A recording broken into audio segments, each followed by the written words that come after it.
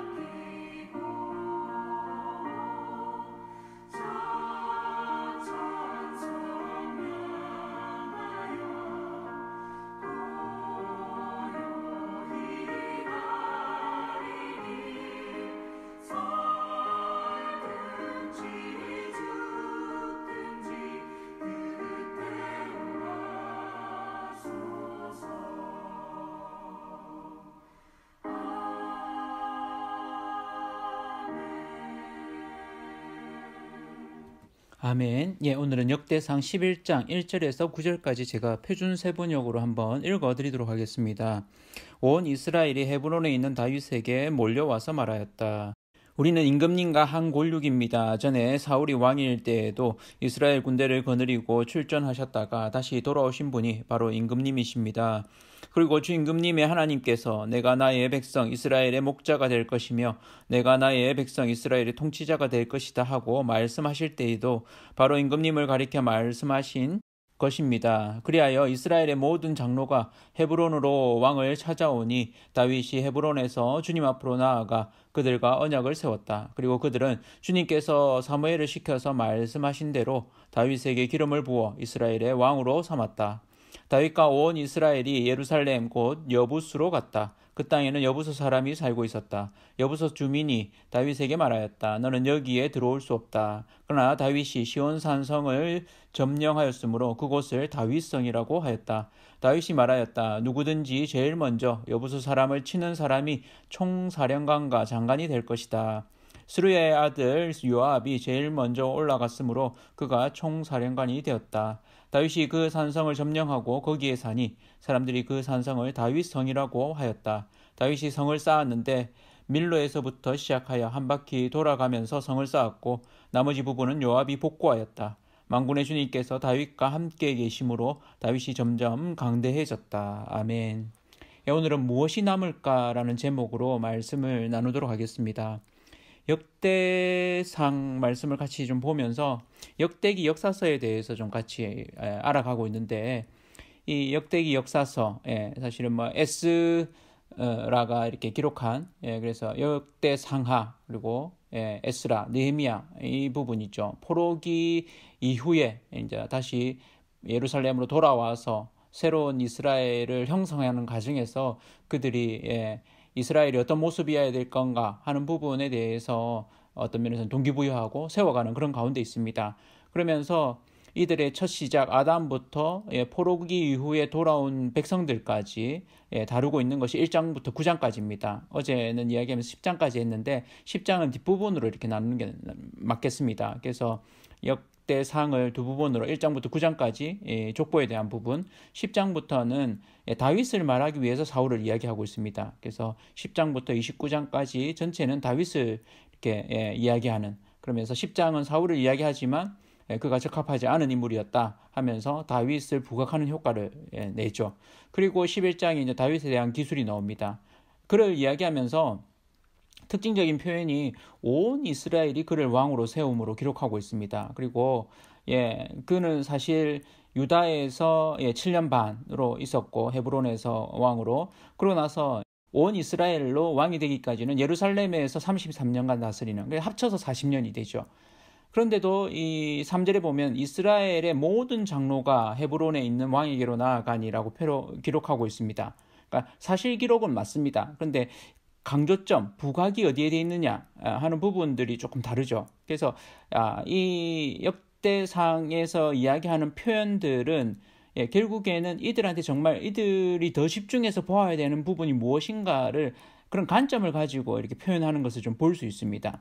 그래서 이 표현들은 어떤 면에서는 공간복음, 마가, 누가, 마태복음과 공간복음과 요한복음의 차이와 마찬가지입니다. 그러니까 한 세대 뒤에 있는 이들에게 복음을 이렇게 설명하는 부분에 있어서는 오히려 믿음에 훨씬 중점을 가지고 같은 사건을 그대로 이야기하기보다는 그것을 믿음과 결부시켜서 이야기하는 것처럼 좀 다른 거죠. 그래서 이 역대상하는 역사 자체를 기록하는 것보다 그 당시 역대상하를 읽게 되는 청중들을 더 고려해서 그들한테 정말 해야 되는 그 이야기에 집중해서 이야기를 하는 거죠. 그러니까 많은 부분들은 빼고 정말 해야 되는 이야기에 더 집중하고 있는 것을 볼 수 있습니다.